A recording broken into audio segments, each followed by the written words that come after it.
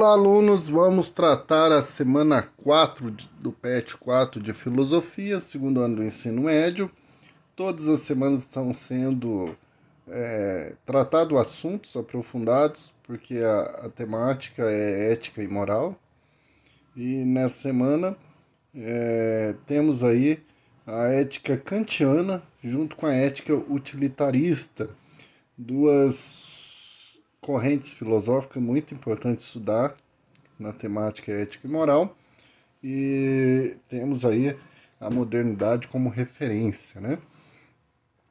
É importante retomar o pensamento de Kant aqui, que coloca aí a razão pela importância que exerce na nossa vida e principalmente aí num dos braços da filosofia, que é a ética, o estudo da ética, junto com a moral. E nós vamos ver a corrente do utilitarismo também. A figura de Kant, então, ele é muito importante para a história da filosofia, contribuiu com três grandes críticas, né, que tem os seus livros, e agora nós vamos ver aqui a crítica da razão prática, né, que é a ética, e onde nós tratamos esse assunto, e que a sua teoria nesse campo é chamada teoria deontológica, que significa teoria do dever. Então, um princípio ético é um dever moral, um dever universal, racional, defendendo que o valor moral de uma ação reside em si mesma. Para ele não existe bondade natural. Então, a ação não é uma bondade do homem ali por sua natureza, mas é uma ação racional em que o homem decide pela razão aquilo que é bom, que é um dever. E a gente precisa desse dever para proporcionar aí, pela capacidade da razão, né, que a razão está em nós, inata, nasceu conosco, e que faz com que sejamos seres morais. A moral não é uma questão, então, para Kant, isso daí é mais um corte que se dá na religião, em princípios que sempre leva a moral como um ato do coração, um ato de piedade, de emoção, mas não. Ela é, para Kant, na sua teoria deontológica, a moral, a ética como um dever, e que tem aí o termo utilizado muito em Kant, que é o imperativo categórico. O que é o imperativo categórico? É uma lei moral interior, está no interior de cada indivíduo, que é baseada apenas na razão humana e não possui nenhuma ligação com causas sobrenaturais, supersticiosas ou relacionadas a uma autoridade do Estado ou religiosa. Então, o embasamento racional para esse dever, o imperativo categórico, é uma ação moral que baseia-se na razão. Então, o humano, ele conhece algo, então ele vai saber o sentido daquilo. Se ele faz aquilo é porque tem uma racionalidade que envolve. Então aqui há um corte. É claro que Kant também é fruto do Iluminismo, da Revolução Francesa. Kant é a figura que está nesse contexto aí de corte das influências religiosas, do poder, da autoridade, seja do Estado, seja da religião, da igreja, né? Então, para Kant, somente o pensamento autônomo pela razão, que é iluminado pela razão, poderia, então, conduzir o indivíduo ao esclarecimento ou à maioridade. Porque que temos essa expressão que é bom esclarecer. Esclarecimento é a expressão do iluminismo. Então, o que é o esclarecimento? É esse momento da história humana que tem aí como período propulsor, né? Que lá na França, então esse movimento todo em que há exageros nessa relação do Estado e da religião, que há abusos de autoridade, desfavorecimento grande na governança junto ao povo. E a razão ela te faz você ser maior, ser adulto, superar as infantilidades de ideias que são cheios de imaginações, que são cheios de fantasias, e isso, por isso que é chamado de esclarecimento a essa maioridade. E a autonomia aqui para o iluminista só se dá através da razão. A independência dos indivíduos, fundamentada na sua capacidade racional de decidir por si mesmo o que é o dever. Então, a moral kantiana ela se opõe à moral cristã, que sempre procura basear na palavra, na autoridade, em questões que leva à heteronomia, que é uma ação que você segue uma legislação por causa da escritura, do ensinamento religioso, do pastor, do padre, da autoridade. Então, para Kant, a autonomia ela se dá ali pela razão humana em que ele vai, então, exercer de uma forma mais madura, esclarecida, e não de forma irracional. A moral cristã, então, para Kant, está nesse campo da heteronomia. Então, você, você segue que a heteronomia é uma ausência da norma, né? Então, ela não tem assim uma... Você não exerce autoridade sobre você, mas externamente tem alguém que exerce. Então um religioso, uma autoridade, seja essa autoridade como instituição ou não, ela está exercendo sobre você essa força em que você não tem uma autonomia de decidir. Então a razão não está em você, está no outro. O imperativo categórico, então, busca estabelecer essa fórmula moral para a resolução das questões relativas à ação. As ações devem ser orientadas pela razão. Aí o Kant coloca aqui como que se dá essa ação pela razão. Age como se a máxima de tua ação devesse ser erguida por tua vontade em lei universal da natureza. Então você age por uma lei maior, uma universalidade, um dever de fazer o bem. Age de tal maneira que trate a humanidade, tanto na tua pessoa como na pessoa de outros, sempre como um fim, nunca como um meio. Então você não faz uma ação para alguém para ser reconhecido depois. Não, você faz porque esta ação, este dever, ele é importante para fazer o bem, independente se você vai ser recompensado ou não. Kant, nesse momento, também ele contraria. Quando fala isso, ele contraria, por exemplo, a ideia de que os fins justificam os meios, ou qualquer visão utilitária aí da ética, né? Que se dá de uma leitura errada lá da filosofia de Maquiavel. Age como se a máxima de tua ação devesse servir de lei universal para todos os seres racionais. A boa ação é a que está em conformidade com o dever. Então a pessoa ela age não porque ela está fazendo algo cultural ou algo ali daquela localidade, porque é um princípio moral. Isso daqui é até interessante que supera então essas moralidades que são baseadas em costumes. Então o costume ele causa também ações que podem excluir as pessoas. Então se a gente pega na Bíblia, por exemplo, a própria ação de Jesus é uma ação racional e universal, porque vários costumes ali da época buscavam até apedrejar certas pessoas, olhar de modo assim até um pouco de costume, mas que criava uma certa ação muito radical de não reconhecer as mudanças. Então, uma normativa que não reconhece a alteridade, né? É importante ver isso no outro. Então, aí está a visão de Kant, Immanuel Kant, que no princípio ético é uma reflexão quando vai estudar ética e moral, é uma referência no estudo dessa área, né?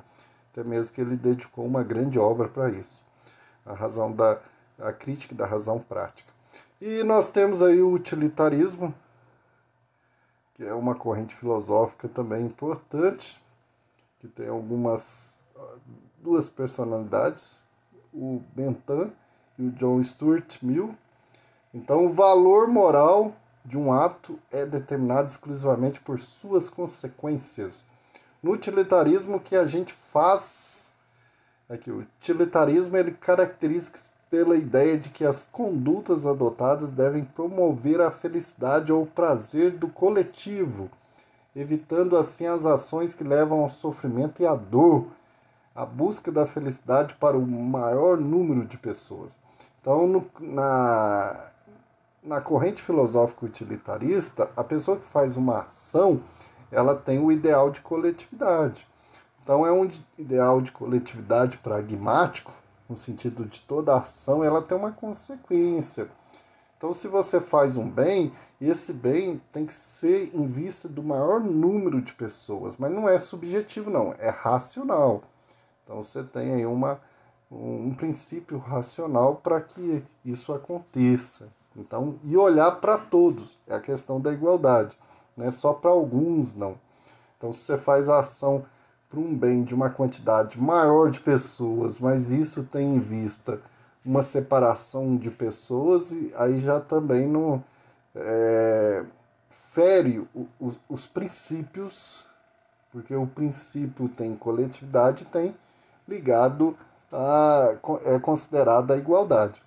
O principal objetivo da moral é melhorar o mundo, potencializando a felicidade, diminuindo os danos, como a dor e o sofrimento.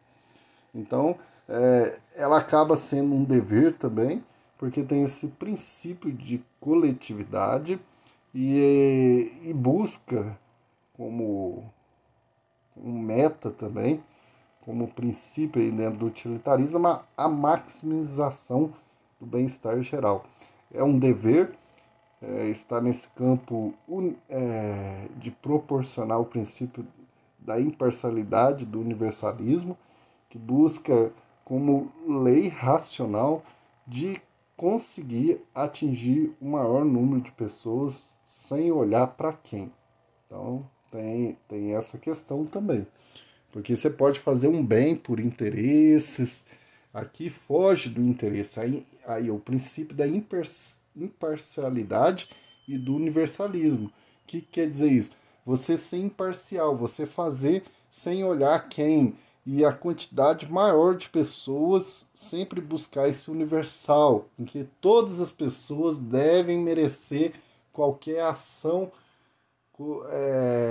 que você faça, ética moral, qualquer ação para ajudar as pessoas a aliviarem a dor e o sofrimento. Vamos pensar aqui como seria uma ação concreta de um político, um prefeito, por exemplo. Então ele ia fazer uma ação ali de melhorar uma escola pública de tal bairro, onde ela vai atingir todos ali, independente se é pobre, se é rico, se a pessoa votou nele ou não votou. Então ele faz essa ação, uma ação que é em vista da coletividade, que vai atingir o maior número de pessoas. E ele vai fazer um cálculo, ele vai fazer uma pesquisa, todo um relatório que mostra qual que é essa quantidade de pessoas que vai ser atingida por aquela escola. E pode ser que essa ação ela prejudique outras, mas essa ação ela tem que atingir o maior número possível, e sem olhar para quem. Tem que ter um princípio de igualdade e de imparcialidade, né? Então a ética utilitarista ela tem esses elementos aí que são constitutivos, como princípios aí da sua Constituição. Para entender é preciso levar em conta todos esses princípios. Nessa semana 2, semana 4, né, do segundo ano, do PET 4, nós temos aí 4 atividades, 5. Tinha esquecido que tem uma aberta. Então, 4 questões que envolvem Immanuel Kant, o imperativo categórico, que tipo de ética, segundo aqui o contexto que está nesse texto, E depois nós temos duas questões do utilitarismo, dos filósofos utilitaristas, objetivos também, e uma quinta, o que significa a ética deontológica, que está ali no texto, foi ressaltado aqui, muito tranquilo a gente perceber qual que é essa ideia da ética deontológica dentro da filosofia do Immanuel Kant. Então, bons estudos, boa leitura e até a nossa próxima aula. Um abraço. Essa parte segunda, que a gente sempre trata nos vídeos para ajudar os alunos a rever alguma questão de filosofia, para até mesmo retomar os temas que sempre aparecem durante as edições do Enem, ou também para perceber certos termos, que é próprio da filosofia, e adicionar estratégias para na hora de resolver as questões aí para quem vai fazer o Enem. Vamos pegar novamente uma questão de 2017, uma questão tratando aqui sobre ética e moral, a corrente filosófica aqui já contemporânea, utilitarismo. Nós vamos ver aqui um dos autores do utilitarismo e para percebermos também que sempre a estrutura das questões do Enem tem um fragmento, um texto junto com a referência, depois o enunciado e as alternativas. Lembrando que tem algumas que vêm com algum desenho, alguma figura, algum quadro ilustrativo, alguma tabela, né? Mas a estrutura segue a mesma. Vamos lá na questão. A moralidade, Bertin exortava, não é a questão de agradar a Deus. Então ele já faz uma crítica aqui em relação à moralidade e à religião. Muito menos de fidelidade às regras abstratas. Critica aqui também toda a tradição ou filosófica, principalmente filosófica, né? Aos idealistas, aos imaterialistas, que tenta colocar a moral como ideal, né? A moralidade é a tentativa de criar a maior quantidade de felicidade possível neste mundo. Ao decidir o que fazer, deveríamos, portanto, perguntar qual curso de conduta promoveria a maior quantidade de felicidade para todos aqueles que serão afetados. Então é um texto, o autor é da linha filosófica utilitarista, que busca o que é o utilitarismo, né? Ele busca a generalização no sentido de atingir o maior grau de felicidade. Então, qualquer ação moral, ela tem que estar em vista disso, do bem, da coletividade, do bem comum. Quanto mais a gente atinge, mais uma ação é moral. Faz uma crítica à moral religiosa e faz uma crítica moral que também está, de certa maneira, vinculada à moral idealista, a moral imaterial, dessas tradições que vêm aí, que acabam colocando a moral em algo superior à nossa realidade. Vamos lá para o enunciado, isso daí é só uma introdução. Os parâmetros da ação indicados no texto estão em conformidade com o quê? A resposta correta é a letra E, porque é uma racionalidade de caráter pragmático. O que é pragmático? Está ligado ao utilitarismo, que é a busca sempre de atingir um objetivo. Algo é feito em vista de uma consequência aí de interesse, no caso do utilitarismo, baseia no interesse da coletividade. O filósofo moderno Jeremy Bentham foi um filósofo político defensor da ética utilitarista. O que é essa ética? Defende que a ação é boa quando ela busca a felicidade da maioria das pessoas de uma determinada sociedade. A ética utilitarista é racional e pragmática. Pragmática porque tem uma ação que tem um objetivo final. Qual que é esse objetivo final aqui? É alcançar a felicidade da maioria das pessoas. Bentham acreditava que o critério adequado para avaliar se uma ação é moral ou não é a quantidade de felicidade produzida. Ele pensava as decisões morais como uma espécie de cálculo racional, onde o agente deveria, para avaliar a moralidade, de sua ação somar a felicidade produzida e descontar a infelicidade. Se o saldo fosse positivo, a ação estaria correta, se negativo, incorreta. Então, o utilitarismo, a própria palavra, muitas vezes no senso comum, de forma pejorativa, a gente, é quando é útil ao interesse egoísta de alguém, né? A pessoa usa alguém, é útil, então ela é utilitarista. Não, aqui a gente tem que perceber que a ética utilitarista, como corrente filosófica, ela tem um sentido da coletividade, o princípio do coletivo, que é ao contrário desse utilitarismo do bem comum, do senso comum, que muitas vezes está em vista de um individualismo. Então, o utilitarismo aqui, ele busca essa coletividade. Quanto maior a quantidade de pessoas felizes, mais essa ação moral, essa ação ética, principalmente a ação como ação moral, ela atinge, então, aquilo que é o objetivo. É claro que tem essa racionalidade. Qual que é a racionalidade desse saldo positivo aí de uma ação? Quanto mais pessoas atingem, deixam feliz, melhor é.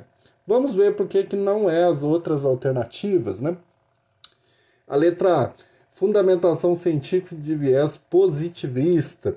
Não, positivismo como base aí na ciência ali, século XVII, XVIII, ele busca essa segurança, esse valor definitivo da ciência, em que a ciência, na sua observação, então faz experimentações para chegar à segurança máxima.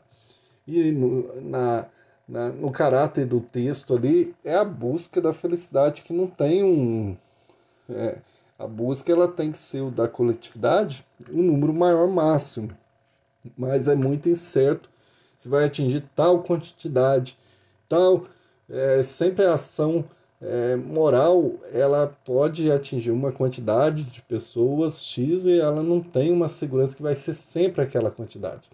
A questão que é a busca da maior quantidade. A 2, transgressão comportamental religiosa, não é uma transgressão, porque a crítica que se faz ali não é para transgredir a religião. A questão não envolve elementos religiosos, até mesmo porque o contexto é modernidade e a separação da ética com a religião é um dos princípios filosóficos que vai se construindo na modernidade. A C, inclinação de natureza passional, não é passiva, né? Até o texto ele mostra que há uma ação aí ativa que exige sempre uma ação que possa alcançar esses objetivos, que são objetivos pragmáticos, racionais pragmáticos. E a letra D, convenção social de orientação normativa. Não é uma moral fixa, passiva nem definitiva, pois está aberta a chegar ao maior número de pessoas felizes. Então não é uma norma, não é um... Apesar que no utilitarismo nós temos esse caráter do dever, mas não de convenção social. O dever que é de toda ação ética de buscar a quantidade maior para pessoas felizes, né? E a convenção social ela sempre tem em vista de um grupo de interesse, de um grupo que domina, que está aí influente na sociedade. Então a E é a que condiz mais com esse tipo de ética, que até mesmo a gente vem estudando aí, principalmente quem está estudando o PET 4 deste ano, traz no segundo ano a ética utilitarista junto com o imperativo categórico de Immanuel Kant. Então, para quem está preparando para o Enem, aí é um assunto que sempre volta, principalmente é um assunto atual. Então é importante você estar aprofundando, fazendo leituras, revendo esse vídeo. Boa leitura, bons estudos, boa preparação para o Enem.